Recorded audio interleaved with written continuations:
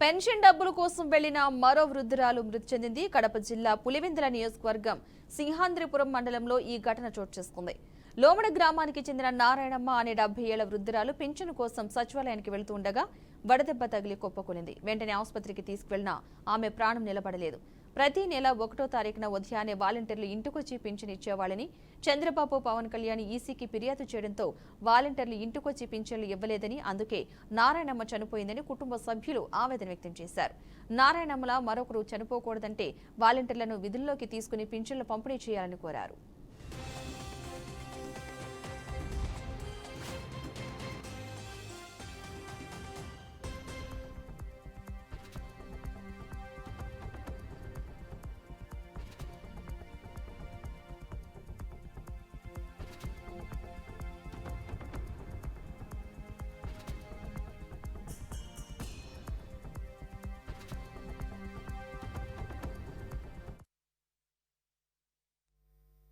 పింఛనీకి పోయింది సార్. నిన్న మధ్యాహ్నం 2 గంటలప్పుడు మధ్యలో దావలో పడిపోయింటే అదే ఫోన్ చేసి అమ్మ ఇట్లా పడిపోయింది చెప్పింటే పోయి మనుషులు పోయి పిలుచుకొచ్చుకొని హాస్పిటల్ గంగిరెడ్డి హాస్పిటల్లో చేర్చినాము.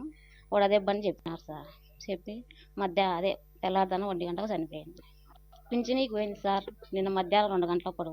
ఈ నారాయణమ్మ అనే ఆమె నిన్న వాలంటీర్లు వచ్చి పెన్షన్ ఇవ్వకపోవడం వల్ల సచివాలయం దగ్గరికి పోవడంలో దారి మధ్యలో 1 గంట ప్రాంతంలో ఎండ తీవ్రతకు పడిపోయింది. వాంతులు విరేచనాలు రావడం వల్ల వీళ్ళ బంధువులు హాస్పిటల్ చేర్చారు. హాస్పిటల్లో వడదెబ్బ అని చెప్పినారు. రాత్రి 1 గంట ప్రాంతంలో ఆమె చనిపోయింది. ఈ పాపం ఇంకా ఎన్నాళ్ళు చేస్తారు? ఈ చంద్రబాబు పవన్ కళ్యాణ్ వీళ్ళ వల్లనే ఇలాంటి ముసిలోళ్ళు. మొన్న ఒక ఆమె చనిపోయింది, ఈ రోజు నారాయణమ్మ, ఇంకా రేపు ఎంతమంది చనిపోవాలనుకుంటున్నారు వీళ్ళు? వీళ్ళ అరాచకాల వల్ల ఎన్నో ప్రాణాలు బలైపోతున్నాయి. ఇప్పటికైనా బుద్ధి తెచ్చుకొని మళ్ళీ కోర్టుకు పోయానో, మళ్ళీ ఈసీ దగ్గరికి పోయానో వాలంటీర్ల ద్వారానే పంచి ఏర్పాటు చేయాలని ప్రతిపక్షాలకు బుద్ధి చెప్తున్నాం. ఈ నారాయణమ్మ అనే ఆమె నిన్న వాలంటీర్లు వచ్చి పెన్షన్ ఇవ్వకపోవడం వల్ల